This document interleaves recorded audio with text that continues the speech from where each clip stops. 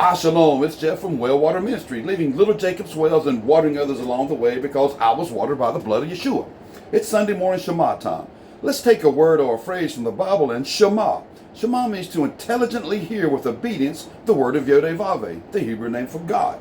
Today, let's look at the word we use for our gatherings, church. Most today try and separate church from Israel. Is that biblical? Well, let's see. Church is first used in Matthew 18, verse 18. It is, in Greek, what the New Testament was written in, ecclesia, meaning a calling out. Most have been taught that this is the first time church has been used, so here is where the church started. Is that biblical? No. We see in Genesis, the first book of the Bible, the word for the called is used in chapter 49, verse 6, kahal. Wow. So the calling of the church didn't start with Peter? No. There's always been a calling of, or assembly of, or a congregation of Yod-Heh-Vav's people since Yod-Heh-Vav made a covenant with Abraham. The covenant was that Abraham would be the father of many.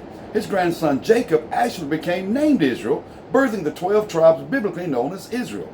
Then, in Jeremiah 31, verse 31, we see the new covenant that Yod-Heh-Vav made with man. It was made, are you ready?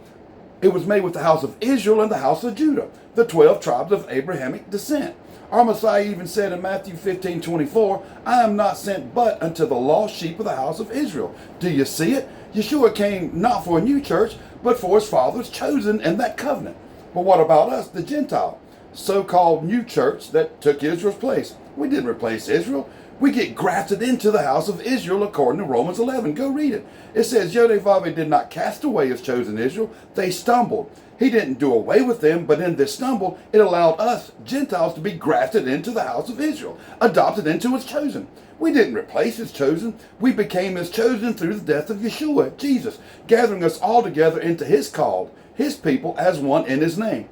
We must realize that there is but one God, the God of this covenant, Yod-Heh-Vav, one Savior, one word, one law, one people. We can't separate ourselves from his chosen and make us his chosen. That's idolatry. He chose his people, they stumbled, allowing us to be chosen. And now we are chosen with this people to be part of that tree of life through Yeshua.